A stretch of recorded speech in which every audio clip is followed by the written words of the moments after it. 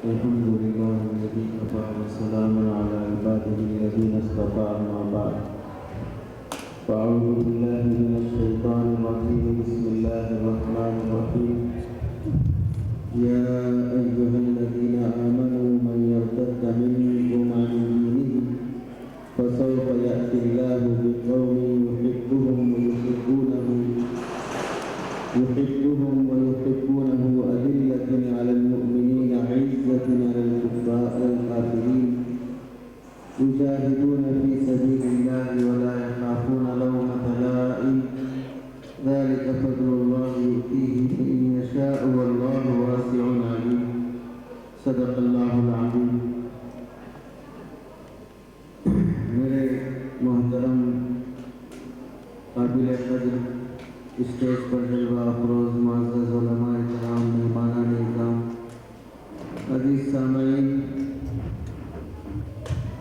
اور بڑے شوق سے جمع یہاں پر کم عمر بچے، ہم سب لوگ یہاں پر جس عنوان کے تحت جمع ہوئے ہیں اس کے پس منظر میں آپ حضرات سے مجھے دو باتیں بتانی ہیں۔ پہلی بات یہ بتانی ہے کہ جو مرد حضرات ہیں، نوجوان لڑکے ہیں، بالغ حضرات ہیں، ان سب کو بھی اپنے ایمان کی حفاظت کی فکر کرنی چاہیے۔ حفاظت ایمان اس زمانے کا سب سے بڑا مسئلہ ہے۔ اپنی زمین چلی جائے، اپنی جائیداد چلی جائے، اپنا گھر چلا جائے، اپنی جان چلی جائے، یہ سب معمولی نقصان ہے۔ ایمان چلا جائے یہ سب سے بڑا نقصان ہے۔ تو اپنے ایمان کی حفاظت کی فکر اس زمانے میں صحابہ اکرام کی زندگیوں سے سمجھتے ہوئے نوجوانوں کو بھی غلط راستوں پر، غلط ذہنیت کے ساتھ، گمراہ فرقوں کے ساتھ اپنا وقت بتانا یا ان کی ذہنیت کو اپنانا، اس سے بچنا چاہیے۔ دوسری بات جو عرض کرنی ہے، ہماری مسلمان بیٹیاں جو اسکول کالج پڑھتی ہیں، یونیورسٹی جاتی ہیں، ڈگریاں کرتی ہیں، ان مسلمان بیٹیوں کی ایمان کی بھی حفاظت ہو، عزت کی بھی حفاظت ہو۔ یہ واقعات جو آئے دن سنے جا رہے ہیں کہ فلاں گھر کی مسلمان بیٹی فلاں غیر کے ساتھ چلی گئی، فلاں شہر سے، فلاں گاؤں سے فلاں مسلمان لڑکی کسی عیسائی لڑکے کے ساتھ چلی گئی، کسی غیر مسلم لڑکے کے ساتھ چلی گئی، کسی دلت بھیڑ اور چمار کے ساتھ چلی گئی۔ اس طرح کے جو واقعات سننے میں آتے ہیں، ان سے ہماری بیٹیوں کی حفاظت ہو۔ بنیادی طور پر ایک بات سمجھیں، بیٹی چاہے مسلمان کی ہو، بیٹی چاہے غیر مسلم کی ہو، ہر باپ اپنی بیٹی کی حفاظت چاہتا ہے۔ ایسا نہیں ہے کہ صرف مسلمان اپنی بچیوں کی حفاظت چاہتے ہیں، غیر مسلم نہیں چاہتے ہیں، عیسائی نہیں چاہتے ہیں، ایسا ہرگز نہیں ہے، بلکہ ہر باپ چاہے وہ عیسائی ہو، یہودی ہو، مسلمان ہو، ہندو ہو، سکھ ہو، ہر مذہب کا باپ اپنے بیٹوں بیٹیوں کی عزت کی حفاظت چاہتا ہے۔ ہم یہی کہتے ہیں ہماری بیٹیوں کی عزت ہے، آپ کی بیٹیوں کی عزت بھی عزت ہے، آپ اپنی بیٹیوں کی عزت کی حفاظت کرو، ہماری بیٹیوں پہ نظر نہ ڈالو۔ ہم یہ بھی کہتے ہیں ہماری بیٹیوں کی عزت ہے، ہم اس کی حفاظت کی فکر کریں، غیروں کی بیٹیوں پر نگاہ نہ ڈالیں، کسی غیر مسلم لڑکی سے چھیڑ چھاڑ نہ کریں۔ آپ ایک مسئلہ سمجھ لیں، درمیان میں اسلام میں قرآن مجید کا حکم ہے قُلْ لِلْمُؤْمِنِينَ يَغُضُّوا مِنْ أَبْصَارِهِمْ وَيَحْفَظُوا فُرُوجَهُمْ، مسلمان مردوں سے کہو کہ وہ اپنی نگاہیں نیچے رکھیں، لڑکیوں عورتوں کو نہ دیکھیں۔ اس آیت میں اللہ نے مسلمان مردوں کو حکم دیا ہے کہ اپنی نگاہوں کو نیچے رکھو، غیر کسی بھی عورت پر نگاہ نہ ڈالو. اب وہ لڑکی وہ عورت مسلمان ہو, غیر مسلم ہو, عیسائی ہو, یہودی ہو, کسی بھی مذہب کی عورت ہو, مسلمان کو جائز نہیں ہے کہ کسی بھی عورت پر نگاہ ڈالے.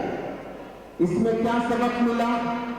ہم مسلمان ہیں, اسلام کو فالو کرتے ہیں. اس کا مطلب یہ ہوا ہمارے نزدیک مسلمان لڑکی کی بھی عزت ہے, غیر مسلم لڑکی کی بھی عزت ہے, عیسائی لڑکی کی بھی عزت ہے. تبھی اسلام حکم دے رہا ہے کہ تم نگاہ نیچے رکھو, کسی مذہب کی عورت کو مت دیکھو. ہمارے ذہن میں سوال ہو سکتا ہے اسلام تو مسلمانوں کے لیے ہے, تو ہمیں اپنی نگاہیں مسلمان لڑکیوں اور عورتوں سے بچانا چاہیے. غیر مسلموں کے لیے تو اسلام نہیں ہے, یہودیوں اور عیسائیوں کے لیے تو اسلام نہیں ہے, تو ہم غیر مسلم عورتوں کو دیکھ سکتے ہیں, عیسائی عورتوں کو دیکھ سکتے ہیں, یہودی عورتوں کو دیکھ سکتے ہیں. شریعت منع کرتی ہے, تمہیں نگاہ نیچے رکھنے کا حکم ہے تو نگاہ نیچے رکھو.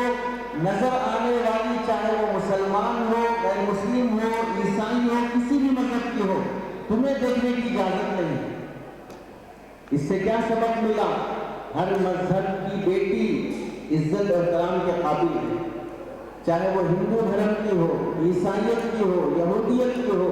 کسی مذہب کی لڑکی کو بری نگاہ سے دیکھنا, چھیڑ چھاڑ کرنا, راستہ چلتے ہوئے اسے پریشان کرنا اسلام میں جائز نہیں ہے. اگرچہ وہ کسی اور مذہب کی ہے, ہم مذہب کو فالو کرتے ہیں تو ہمیں حکم ہے کہ اپنی نگاہوں کی حفاظت کرو.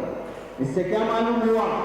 غیر مسلم بیٹیوں کی عزت کی بھی شریعت حکم دیتی ہے کہ غیر مسلم بیٹیوں کی بھی عزت کرو, غیر مسلم عورتوں کی بھی عزت کرو.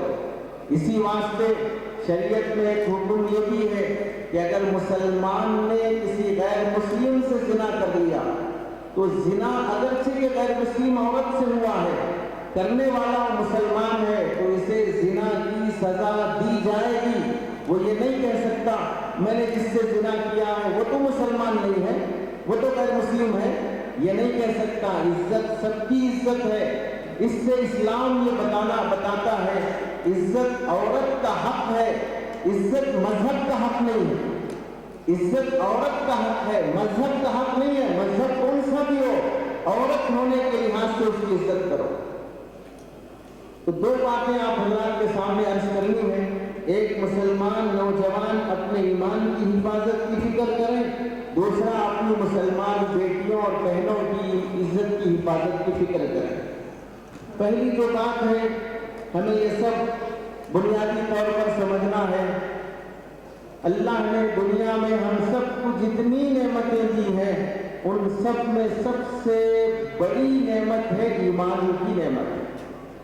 اگر کسی مسلمان کو بہت ہی زبردست باڈی اور پرسنالٹی مل جائے, سکس پیکس بنا لے, جم کر کے اپنی باڈی بنا لے, صحت مند اور پہلوان بن جائے, اسمارٹ اور خوبصورت بن جائے, اس کے پاس ذاتی گھر بھی ہے, بہترین گاڑی بھی ہے, اچھا عہدہ اور دولت بھی ہے, پوسٹ بھی ہے, سیاسی لیڈر بھی ہے, ملک کا وزیر اعظم بھی ہے, صدر جمہوریہ بھی ہے, کوئی نعمت اس کے پاس کم نہیں ہے. اللہ نے ہر لحاظ سے اسے نوازا ہے. لیکن اگر اس کے پاس ایمان کی نعمت نہیں ہے تو وہ دنیا کا سب سے بڑا منحوس اور فقیر آدمی ہے. اور اگر کسی کے پاس رہنے ذاتی گھر نہیں ہے, اچھی صحت نہیں ہے, ذاتی مکان نہیں ہے, اچھی گاڑی نہیں ہے, صحت مند جسم نہیں ہے, گھٹنوں کا درد ہے, ہارٹ پیشنٹ ہے, شوگر ہے, بلڈ پریشر ہے, کئی بیماریاں ہیں, خاندان بھی اچھا نہیں ہے, دوست بھی اچھے نہیں ہیں, بیوی اولاد بھی اچھے نہیں ہیں, لیکن ایمان کی دولت اللہ نے اسے دی ہے تو وہ دنیا کا مالدار انسان ہے. مرنے کے بعد اللہ اسے جنت عطا کرے. اس کو سادی زبان میں آپ سمجھ لیں, ہم میں سے کون چاہتا ہے کہ آپ میں سے کسی کو مودی بنا دیا جائے؟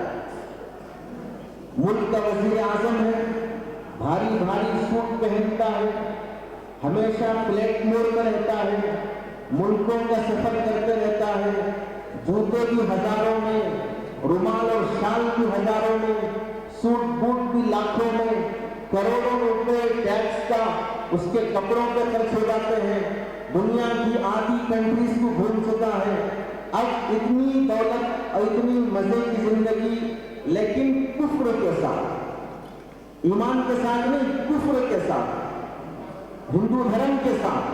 کون چاہتا ہے نعوذ باللہ کہ میرا ایمان، میری ساری غریبی لے لی جائے اور مجھے کفر کے ساتھ ملک کا وزیر اعظم بنا دیا جائے؟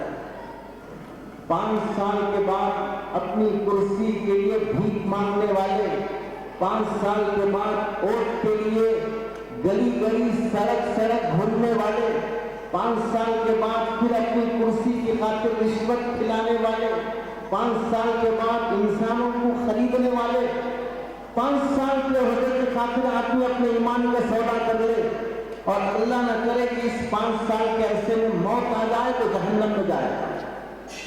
تو آپ سمجھیں، ہم سب جو یہاں پر بیٹھے ہیں، ہم ملک کے وزیر اعظم سے بھی بڑی نعمت سے اللہ نے نوازا ہے، ہم سب کو اللہ نے ملک کے صدر جمہوریہ سے بھی بڑی نعمت سے اللہ نے نوازا ہے۔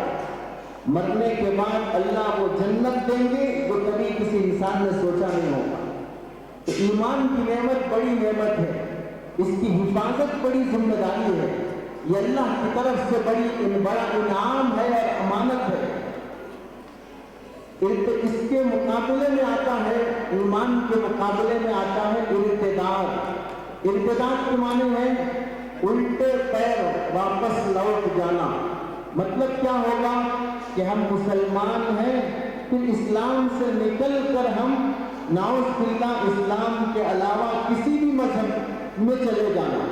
اب مسلمان ہیں، اللہ نہ کرے کوئی نوجوان عیسائی بن جائے، یہودی بن جائے، ہندو بن جائے، سکھ بن جائے، اسے کہتے ہیں اسلام میں ارتداد۔ اللہ نہ کرے کوئی مسلمان صاف صاف یہ کہہ دے میں اللہ کو ایک نہیں مانتا، میں قرآن کو نہیں مانتا، میں رسول اللہ کو نہیں مانتا، میں نماز کو نہیں مانتا، میں جنت جہنم کو نہیں مانتا، میں فرشتوں کو نہیں مانتا۔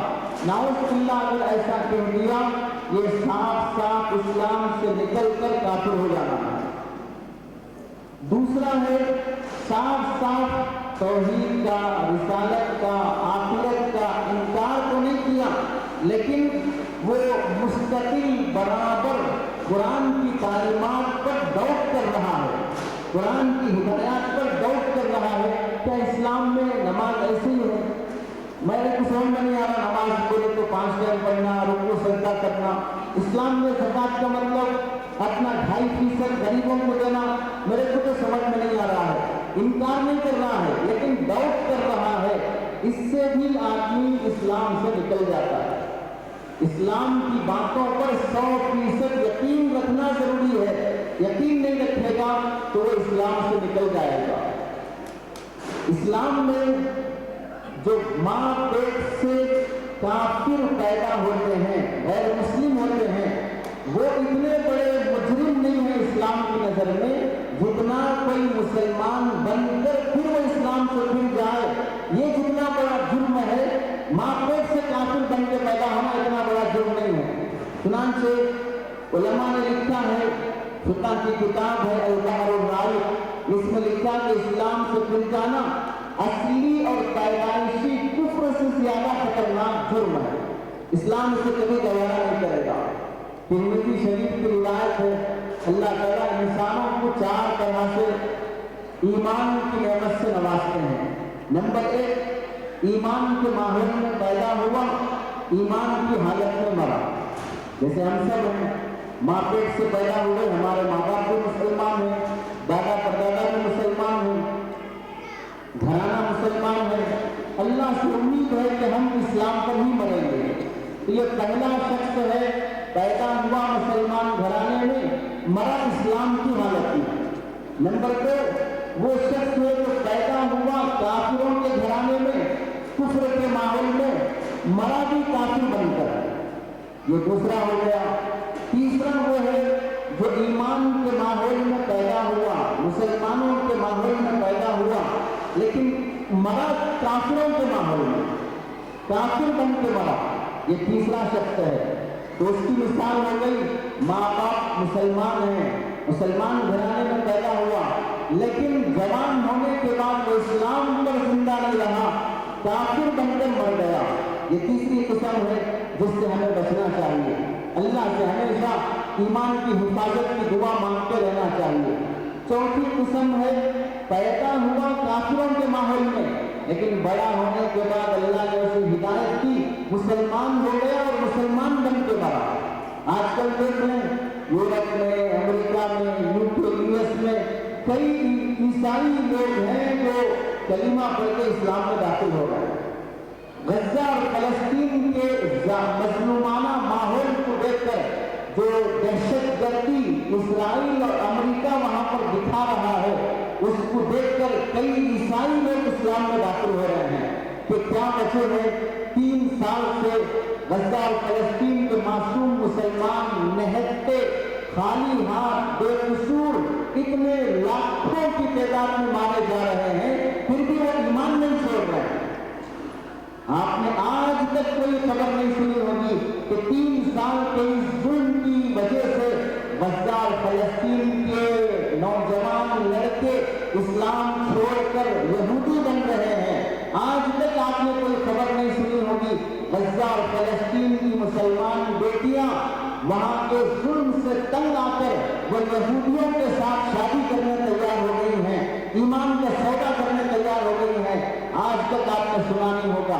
کیا وجہ ہے؟ اتنا ظلم برداشت کرنے کے بعد بھی، اپنوں کے جنازوں پر جنازے دیکھنے کے بعد بھی انہوں نے کبھی بھی ایمان کا سودا نہیں کیا۔ یہ بڑی نعمت ہے اسلام اور ایمان، آپ کو یہ سمجھنا چاہیے۔ حضرت نانوتوی رحمۃ اللہ علیہ فرماتے ہیں اللہ تعالیٰ نے انبیاء جیسی مقدس جماعت کو جن کا ایمان پر مرنا گارنٹی ہے، نبی بننے کے بعد نبی کبھی غیر مسلم نہیں بن سکتا۔ ہم اپنے بارے میں بیٹھ کر سکتے ہیں، ڈر سکتے ہیں، اللہ نہ کرے پتہ نہیں موت سے پہلے کیا ہو جائے گا، لیکن جس کو اللہ نبی بنا دے، نبی کبھی غیر مسلم نہیں ہو سکتا، وہ ایمان سے کبھی پھر نہیں سکتا۔ اس کے باوجود بھی اللہ کے کئی انبیاء ایمان پر وفات کی دعا مانگا کرتے تھے، ایمان پر مرنے کے لیے اللہ تعالیٰ سے دعا مانگا کرتے تھے، اللہ مجھے ایمان کی موت عطا فرما۔ کیا نبیوں کو ایمان کی موت نہیں آئے گی؟ اگر نبی اللہ نہ کرے ایمان کی وفات نہیں پایا تو دوسرا کون ہے کہ ایمان کی وفات پا سکتا ہے؟ لیکن نبیوں کو بھی فکر تھی کہ اللہ مجھے ایمان کی موت عطا فرما۔ حضرت نانوتوی رحمۃ اللہ علیہ لکھتے ہیں کہ حضرت نانوتوی رحمۃ اللہ علیہ کا ایک پڑوسی تھا، بنیا نچلی ذات کا غیر مسلم۔ جب اس کا انتقال ہوا تو حضرت نے دیکھا کہ وہ جنت کے باغیچوں میں ٹہل رہا ہے۔ پوچھا حضرت قاسم صاحب نانوتوی رحمۃ اللہ علیہ نے، لالا جی تم تو ہندو تھے، کافر تھے، یہاں کیسے پہنچ گئے؟ جنت میں کیسے آ گئے؟ جنت تو ایمان والوں کی جگہ ہے، کافروں کی جگہ نہیں ہے۔ تو کہنے لگا مولانا ہم نے مرنے سے پہلے وہ کہدی جو نہیں کہا کرتے تھے، یعنی جو کلمہ ہم نہیں پڑھا کرتے تھے، مرنے سے پہلے وہ کلمہ اللہ نے مجھے دے دیا، اس کلمے کی برکت سے ایمان کی حالت میں موت آئی تو اللہ نے مجھے جنت عطا کر دی۔ پتہ کیا چلا؟ پیدا ہوا کافروں کے گھرانے میں، لیکن موت سے پہلے کلمہ نصیب ہو گیا تو اللہ نے جنت عطا کر دی۔ اب ہم دیکھیں ایمان کی یہ 4 قسمیں ہیں، 4 طرح کے لوگ ہیں، ہم کن میں سے بننا پسند کرتے ہیں؟ ہم پسند کریں گے پہلے نمبر کے پیدا ہوئے ماں باپ ایمان کی حالت میں، ایمان مومنوں مسلمانوں کے گھرانے میں مرنے کی بھی ہم کوشش کریں اسلام کی حالت میں۔ ہمیں ویسی کوشش کرنی ہے، ہمارے بچوں کے سلسلے میں بھی ویسی فکر کرنی ہے۔ آج جہاں پر دشمن ہماری زمین پر قبضہ کرنا چاہتا ہے اور آپ کو لوٹنا چاہتا ہے، مسجدوں پر بلڈوزر چلا کر انہیں مسمار اور شہید کرنا چاہتا ہے، मुसलमानों के घरों पर बुलडोजर चलाकर उन्हें बेघर करना चाहता है। पढ़े लिखे नौजवान डिग्रियां जिनके पास हैं, सर्टिफिकेट जिनके पास हैं, जो एजुकेटेड हाई एजुकेटेड हैं, उन सबको नौकरियों से महरूम करना चाहता है। बड़े बड़े बिजनेसमैन मुसलमानों को टैक्स और दीगर इल्जामात में लगाकर उनको माश और इकोनॉमिक्स से महरूम करना चाहता है। बड़ी बड़ी स्कूलों में बेजा कानून लाकर मुसलमानों के स्कूलों को कब्जे में लेने की कोशिशें की जा रही हैं। मस्जिदों को मुसलमानों के औकात के तहत कब्रिस्तान, ईदगाहें, दरगाहें, इन सब पर कब्जा करने की कोशिशें हैं। वहीं पर एक सबसे बड़ा प्लान मुसलमानों को ईमान से खाली कर देना, जिसके लिए उन्होंने लव जिहाद का इस्तिलाह कायम की, जिसके लिए उन्होंने घर वापसी की इस्तिलाह कायम की कि तुम्हारे बाप दादा हिंदू थे, तुम भी हिंदू बन जाओ। भारत का हर भारतीय हिंदू है, हिंदुस्तान का हर रहने वाला हिंदू है। ये जहन बनाने की कोशिश की गई कि तुम्हारे बाप दादा गैर मुस्लिम थे, तुम बाद में जबरन मुसलमान हो गए, अब वापस लौट के आओ। और नौजवानों पर जुल्म करने के लिए लव जिहाद का नारा लगाया गया कि ये हमारी बेटियों को मोहब्बत के जाल में फंसाकर उनके साथ नामुनासिब हरकतें और ताल्लुकात रखते हैं। इसलिए जहां कोई मुसलमान किसी गैर मुस्लिम लड़की के साथ पकड़ा गया, उसके साथ तशद्दुद, मारपीट, झूठे मुकदमात, जेल में ले जाना, जबकि हजारों मुसलमान बेटियां घरों के पास फंसी हुई हैं। हर जिले, हर सूबे से 500-500, 300-300, हर रियासत से एक महीने में 20, 25, 30 मुसलमान बेटियां घरों के साथ जाने की खबरें आती हैं। उस पर कोई मुकदमा नहीं होता, उस पर कोई चर्चा नहीं होता, माँ बाप की हैरत तक नहीं होती, मुसलमान समाज को रोना तक नहीं आता कि मस्जिद के पड़ोस में रहने वाली मुसलमान बेटी घर के साथ चली जाती है। ईमान की हिफाजत के लिए अंबिया कितना अल्लाह से मांगा करते थे। आप देखें हजरत इब्राहिम अलैहिस्सलाम कितने जलीलुल कद्र नबी हैं। इब्राहिम अलैहिस्सलाम नबी हैं, उनके बेटे इस्माइल अलैहिस्सलाम नबी हैं, उनके दूसरे बेटे इसहाक अलैहिस्सलाम नबी हैं, इब्राहिम अलैहिस्सलाम के बेटे याकूब अलैहिस्सलाम नबी हैं, इब्राहिम अलैहिस्सलाम के भांजे लूत अलैहिस्सलाम नबी हैं, इब्राहिम अलैहिस्सलाम के परपोते यूसुफ अलैहिस्सलाम नबी हैं। 6 निस्बतों से जिसके घराने में नबूवत चल रही है। काबतुल्लाह जिसने बनाया अपने बेटे इस्माइल अलैहिस्सलाम को लेकर, हजर असवद जिसने काबतुल्लाह में रखा, मकाम इब्राहिम आज भी मौजूद है, जिस पर खड़े होकर हजरत इब्राहिम अलैहिस्सलाम ने काबतुल्लाह की तामीर की है। इतनी मुकद्दस जात हजरत इब्राहिम अलैहिस्सलाम ये काबतुल्लाह बनाने के बाद अल्लाह से मांगती है, वजनुबनी व बनिया नअबुदल असनाम, ऐ अल्लाह मेरी भी हिफाजत फरमा, मेरी नस्ल की भी हिफाजत फरमा कि हम बुतों की पूजा न करें, हम मूर्ति पूजा न करें, हमारी हिफाजत फरमा। आप अंदाजा करें जिसके घराने में 6 निस्बतों से नबी है, क्या वो पूजा कर सकते हैं? वो काफिर हो सकते हैं? लेकिन अल्लाह से मांग रहे हैं कि अल्लाह मुझे भी कुफ्र से बचा, मेरी औलाद को भी कुफ्र से बचा। इससे क्या मालूम हुआ? ईमान इतनी बड़ी अहमियत है, इब्राहिम अलैहिस्सलाम जैसे नबी भी उसकी हिफाजत के लिए दुआ मांग रहे हैं।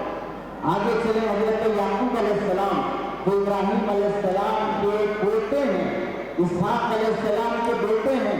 याकूब अलैहिस्सलाम अपनी वफात के वक्त अपने 12 बच्चों को जमा करके, जिनमें यूसुफ अलैहिस्सलाम जैसे नबी भी हैं, उनसे पूछ रहे हैं, हम कुंतुम शुहदा इज़ हदर याकूब अल-मौत।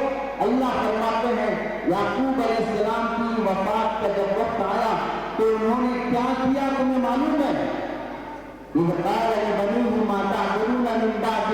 अपने बच्चों से पूछा, मेरे दुनिया से जाने के बाद तुम कौन से दिन पर जिंदा रहोगे, किस खुदा की तुम इबादत करोगे? आप अंदाजा करो कि याकूब अलैहिस्सलाम अपने बेटों में यूसुफ अलैहिस्सलाम भी हैं, उनसे क्यों पूछ रहे हैं कि मेरे जाने के बाद तुम किस खुदा की इबादत करोगे?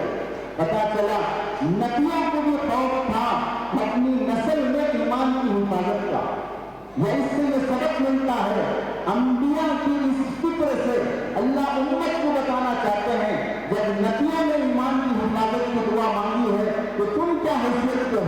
تمہارے خاندان میں کوئی نبی گزرا ہے، تم نبی ہو، تمہاری اولاد میں کوئی نبی ہے، تمہارے باپ دادا میں کوئی نبی ہے، جب تمہاری نسل میں بزرگ اور ولی بننا بھی نصیب نہیں ہے، صحابی بننا نصیب نہیں ہے، عالم حافظ بننا نصیب نہیں ہے، نبیوں کی نسل سے جو تھے وہ ایمان کے لیے پریشان اور تڑپ رہے تھے، بے چین ہو رہے تھے، تو تمہیں سبق لینا چاہیے، ہمیں اپنی نسل کے ایمان کی اتنی فکر کرنی چاہیے۔ یوسف علیہ السلام، حضرت یعقوب علیہ السلام کے بیٹے، وہ اللہ سے کیا مانگتے ہیں؟ فاطر السماوات والارض، زمین آسمان کو پیدا کرنے والے، انت ولی فی الدنیا والآخرہ، دنیا اور آخرت میں آپ ہی ہمارا سہارا ہے، توفنی مسلمہ والحقنی بالصالحین، اسلام کی حالت میں موت دینا، نیک لوگوں کی ساتھ میرا حشر کروانا۔ یوسف علیہ السلام جیسے جلیل القدر نبی بھی ایمان کی حالت میں اللہ سے موت اور وفات مانگتے ہیں۔ آخر میں آ جائیں سرکار دو عالم صلی اللہ علیہ وسلم، جن کے صدقے سے ہم سب کو ایمان ملا ہے، اللہ کے نبی، نبیوں کے نبی ہیں، وہ اللہ سے کیا مانگتے ہیں؟ یا مقلب القلوب ثبت قلبی علی دینک، اے دلوں کے پھیرنے والے، میرے دل کو ہمیشہ دین پر ثابت قدم رکھنا، کبھی میرا دل دین سے نہ پھر جائے۔ یہ اللہ کے نبی علیہ السلام کی دعا ہے، اور ایک دعا اللہ کے نبی علیہ السلام اللہ سے مانگتے ہیں، اللہم آتنی ایمانا و یقینا لیس بعدہ کفر، اللہ مجھے ایسا ایمان دے، ایسا یقین دے کہ اس ایمان کے بعد میں کبھی کافر نہ بنوں، میری زندگی میں کبھی کفر نہ آئے۔ یہ رسول اللہ صلی اللہ علیہ وسلم اللہ سے مانگ رہے ہیں، آپ بات چیت کرنا چاہیے رسول اللہ کی دعاؤں میں، اللہم انی اعوذ بک من الکفر والفقر، اللہ میں کفر سے پناہ چاہتا ہوں، غریبی سے پناہ چاہتا ہوں، اللہم انی اعوذ بک من عذاب القبر، اللہ میں قبر کے عذاب سے پناہ چاہتا ہوں۔ ان سب دعاؤں سے معلوم ہوا نبیوں کو بے چینی تھی اپنے ایمان کے سلسلے، جن نبیوں کو مطمئن ہونا تھا اللہ جب نبی بنا دیا ہے اب کبھی ایمان نہیں چھینے گا، نبوت نہیں چھینے گا تو ایمان کہاں سے چھینے گا؟ ایک بار نبی بن گئے اب کبھی نبوت اللہ واپس نہیں لیں گے۔ دولت ملنے کے بعد واپس دکانی بنا سکتے ہیں، صحت ملنے کے بعد واپس بیمار بنا سکتے ہیں، جوانی دینے کے بعد واپس بوڑھا بنا سکتے ہیں، خوبصورت بنانے کے بعد واپس بدصورت بنا سکتے ہیں، لیکن ایک بار اللہ کسی کو نبی بنا دے تو اس کے پاس سے نبوت کبھی واپس نہیں لیتے۔ جب اتنی یقینی بات ہے اس کے باوجود بھی نبی اللہ کے سامنے دعا مانگے، اللہ مجھے ایمان کی دولت مرنے تک عطا کر کے رکھنا۔ اس سے ہمارے نوجوانوں کو سبق سیکھنا چاہیے۔ کتنے نوجوان وہ ہیں جو غلط فرقوں میں جا کر، غلط فرقوں کے عقیدوں کو اپنا کر لڑکی کی محبت میں یہ واقعات بھی دیکھے جا رہے ہیں۔ کسی ہندو لڑکی سے محبت ہو گئی تو اب مسلمان نوجوان لڑکا اس غیر مسلم لڑکی کی محبت میں وہ غیر مسلم بننے تیار ہو جاتا ہے۔ کسی عیسائی لڑکے سے محبت ہو گئی، وہ عیسائی لڑکی کی محبت میں اسے پانے کی چکر میں وہ عیسائی بن رہا ہے۔ حضرت جنید بغدادی رحمۃ اللہ علیہ، حسن بصری رحمۃ اللہ علیہ فرماتے ہیں ایک بار میں کعبۃ اللہ کا طواف کر رہا تھا، ایک آدمی کو دیکھا 7 چکر طواف میں ایک ہی دعا مانگ رہا ہے۔ کیا دعا ہے؟ اے اللہ مجھے کلمے کی موت دینا، اے اللہ مجھے کلمے کی موت دینا، دوسری دعا مانگتا ہی نہیں ہے۔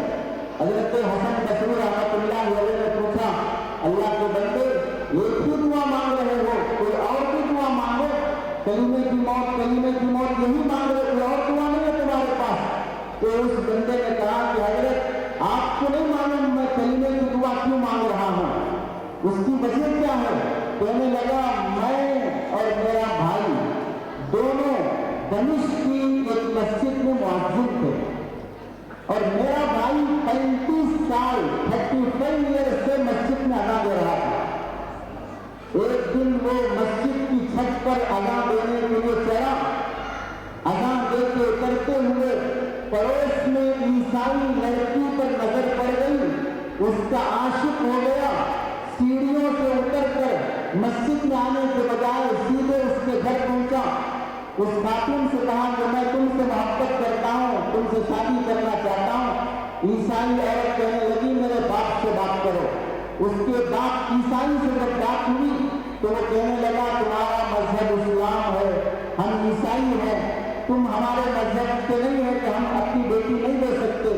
वो कहने लगा मुझे क्या करना है? तो कहा कि ईसाई बन जाओ, हमारे मजहब में आ जाओ तो हम तुम्हें बेटी दे देंगे। 35 साल से जो मस्जिद में अज़ान दे रहा था उसने फौरन कहा कि ठीक है मैं इस्लाम छोड़ता हूँ, ईसाई बन जाता हूँ। अंदाजा नहीं कर सकते 35 साल से अज़ान देना, पहली सफ में खड़े होना, इकामत देना, सबसे पहले इमाम के पीछे रहना। अल्लाह ने जिसे इतनी बड़ी नेमत बख्शी है, 35 साल के बाद एक लड़की की मोहब्बत में ईसाई बन जाता है। फिर वो कहता है ईसाई बाप क्या गारंटी कि तुम इस्लाम से ईसाइयत में आ गए, मुसलमान नहीं हो, ईसाई हो, इसकी क्या गारंटी है? तो उसने कहा कि तुम्हें क्या प्रूफ चाहिए? तो वो ईसाई कहने लगा हमारे सामने शराब पी के दिखाओ, खिंजीर का गोश्त खा के दिखाओ तो हम यकीन करेंगे कि तुम ईसाई बन गए। वो खिंजीर का गोश्त भी खाया, शराब भी पिया, नशे की हालत में उस ईसाई औरत के घर की छत पर जाकर सो गया। नशे में छत से डूबते हुए नीचे गिरते इंतकाल हो गया। ना खुदा ही मिला, ना विशाले सनम, न इधर के रहे ना उधर के रहे। उस ईसाई लड़की से शादी भी नहीं हुई, पहली ही मरहले में नशा करके खिंजीर का गोश्त खाकर इस्लाम छोड़कर 35 साल जिसने अज़ान दी है वो काफिर बनकर मर गया। इससे क्या मालूम हुआ ईमान की दौलत कब छिन जाएगी हम नहीं बोल सकते। हदीस में अल्लाह के नबी अलैहिस्सलाम ने फरमाया सयाती अलन्नास ज़मानुन ला यबका मिनल इस्लाम, एक जमाना ऐसा आएगा लोगों पर कि युस्बिहु रजुलु मुमिनन व युमसी काफिरा, सुबह का मुसलमान शाम होते होते काफिर हो जाएगा, शाम का मुसलमान सुबह होते होते काफिर हो जाएगा। कब मुसलमान कब काफिर बन जाएगा पता नहीं चलेगा। हमारे पास आप जो मर्द हजरात बैठे हैं उनके लिए पहली बात यह है अपने ईमान की हिफाजत के लिए गलत मजहब वालों के वीडियोस न देखो। यूट्यूब पर जिसका भी वीडियो क्लिप आ गया वो कौन स्कॉलर है, सही बोलता है कि गलत बोलता है, अथेंटिक है कि नहीं है, किसी मदरसे का पढ़ा हुआ है कि नहीं है, हर किसी का यूट्यूब पर बयान सुन लिया, दाढ़ी है कि नहीं है, मौलाना लगा है कि नहीं है, उलमा उसके बयानात सुनने के लिए रेफरेंस किए हैं कि नहीं है, किसी से पूछा नहीं है, मनमानी जिसका आया सुन लिया, आज नहीं तो कल वो गलत रास्ते में कर सकता है। यूट्यूब की मिसाल मार्केट और बाजार की तरह है। मार्केट में जाओगे वहां पर अच्छी सब्जियां नहीं मिलेंगी, मार्केट में जाओगे सड़ी हुई मछलियां नहीं मिलेंगी, मार्केट में जाओगे झूठ धोखा सूद रिश्वत सब लेने वाले मिलेंगे। अब अक्लमंद आदमी अच्छी चीजें लेके आता है, गलत चीजें छोड़ देता है। यूट्यूब भी एक मार्केट है, यहाँ से अच्छा क्या लेना गलत क्या छोड़ देना ये किसी आलिम के रेफरेंस से होना चाहिए। इनका सुन सकते इनका नहीं सुन सकते। अगर ये सोचे बगैर कोई आदमी हर किसी की सुन लेता है उसे हम समझाने के लिए कहते हैं पानी पीना है, पीने के लिए जो गिलास कप लोटा जो इस्तेमाल करते हो वो डाइनिंग टेबल पर रखा हुआ गिलास लेकर उसमें पानी डाल के पीना ये तो समझ में आता है। वॉशरूम में धोने के लिए जो लोटा है उस लोटे में पानी डालकर पीना पानी पानी ही है, लेकिन जिस लोटे से पी रहे हो जिस गिलास से पी रहे हो, एक गिलास डाइनिंग टेबल पर खाने पीने के लिए रखा गया और एक लोटा बाथरूम में धोने के लिए रखा गया। अब अगर कोई आदमी ये बोले मैं तो पानी ही पी रहा हूं, फर्क क्या पड़ेगा गिलास कौन सी भी हो, तो उसे बेवकूफ कहेंगे। ऐसे ही यूट्यूब पर मैं दीन की बात ही तो सुन रहा हूं, लेकिन जिसके मुंह से सुन रहे हो वो